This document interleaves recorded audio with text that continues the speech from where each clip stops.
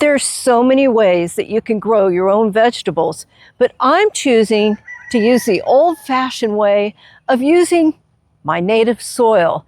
And the way I enhance my soil and build it up so it grows healthy crops, well, it's practically free. And I want to show you exactly how I do that. So come and build a bed with me. All I have needs, I have not provided. I'm using this pitchfork just to get it all good and loose, and it makes it easier for me to work with. And the reason why I let the weeds grow is because I will use those to enrich the soil. And if I don't have enough green here, then I'll go around to other places in my property and gather up some green. I've heard that you shouldn't disturb the top soil. You can just chop and drop, but that just doesn't work here. It may work in a food forest, but it doesn't work on this sandy soil because sand does get packed down.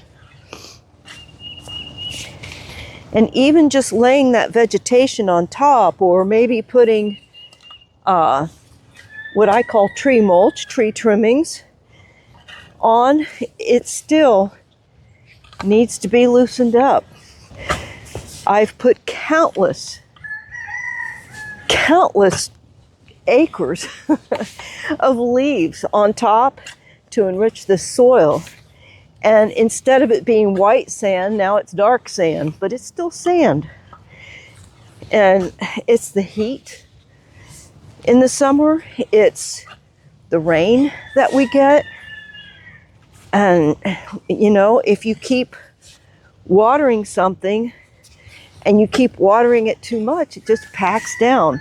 And since I have no control over the weather, well, I get packed soil.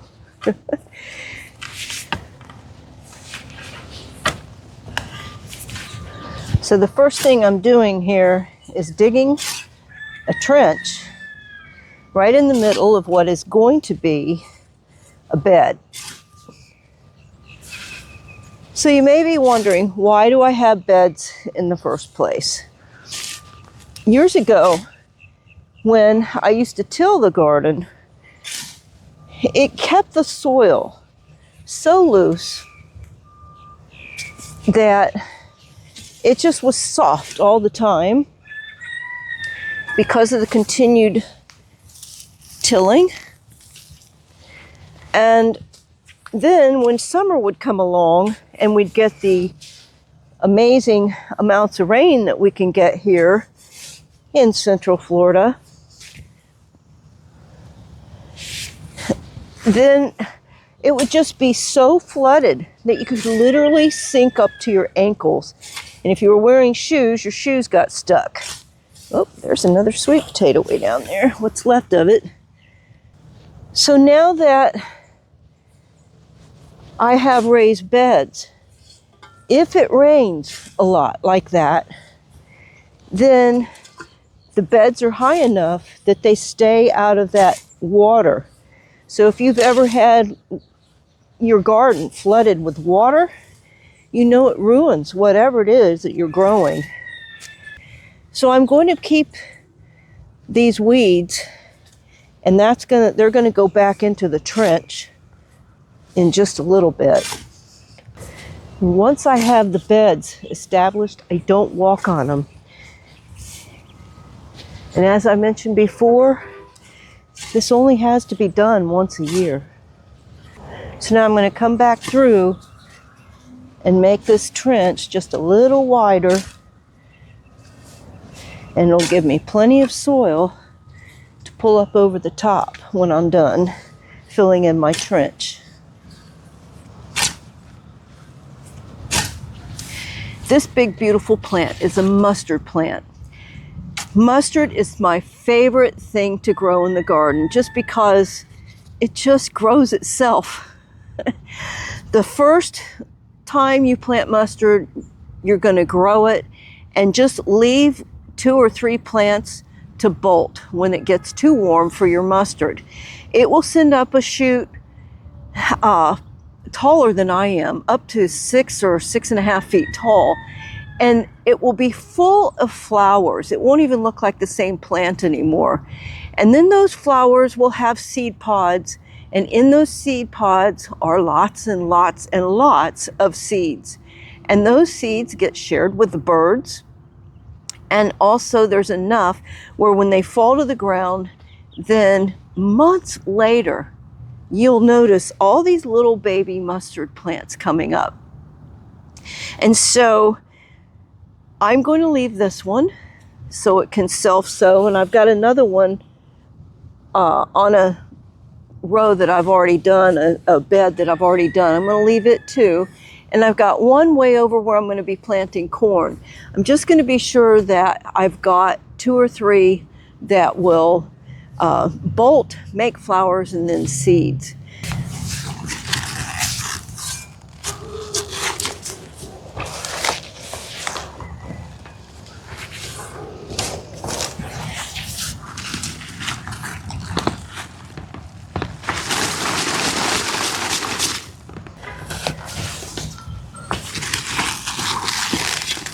When you take advantage of the rhythm of your garden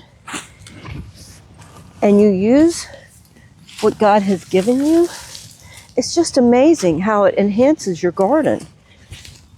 You don't have to till in everything and then add this and that. Yes, I do believe in supplements. I do use them myself, different elements of fertilizer, but you can cut down on your need if you'll just build up your soil with things that grow naturally in your soil.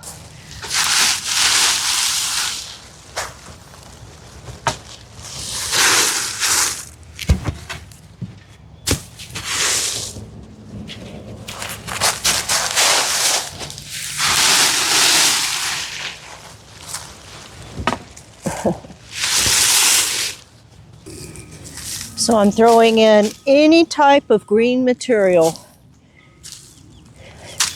Weeds, mustard plants. So first you put your dry material down. For me, that's leaves. You might have hay or straw. For me, it's leaves.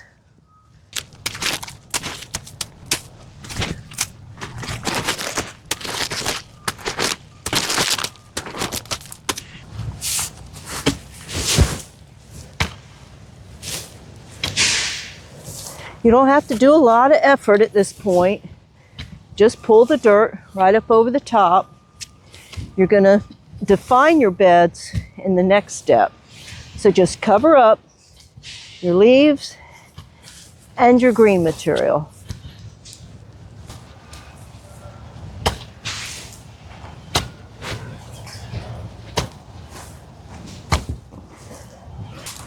So now we're going to define the bed a little bit better. We're going to dig down into what is going to be the walkway.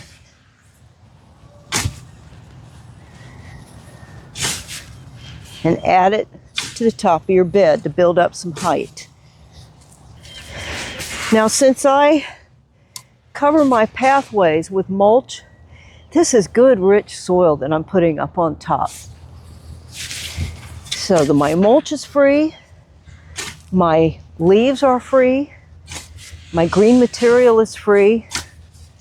And if you'll do that year after year, your soil is going to get quite fertile. But you still need to do your soil test to see if there's anything that your soil is still lacking.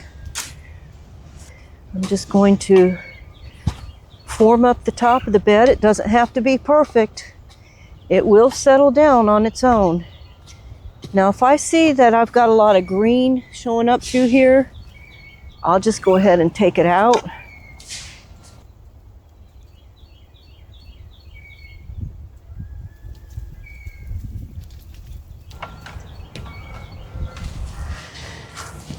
So this is what I'm going to use as fertilizer for right now. This is mostly wood ash mixed in with some dirt. And then I added some supplements to it according to the soil test that I had done. And so wood ash is the potash or potassium. It means the same thing. And that is what I'm using as a natural amendment for potassium. But because my soil is so low in that nutrient, I added some potash supplement from a bag that I had to buy. And because my soil is naturally alkaline, because the water from my well is alkaline, and so that keeps my soil kind of, the pH is up there. So I balance that out with sulfur, both the powdered and the pellets. And I'll leave a link to all those in the description below. Let's see, what else? I've added some magnesium, and that is in the form of Epsom salt. You just go to the drugstore and buy a bag of Epsom salt. Just be sure it's, not scented with anything, just plain. What else did I add? I think that's it. Oh, a little bit of triple super phosphate. Just based on my experience and the way my plants grow here in my garden, I've learned to add a little bit of that as well. So that's it. Most of this is just wood ash mixed in with the dirt that was in our burn pile. Because where I live, you're allowed to burn your own yard trimmings.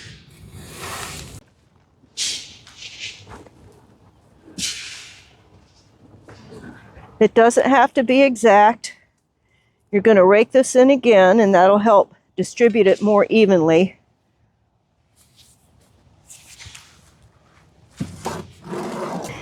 And so this is your final step.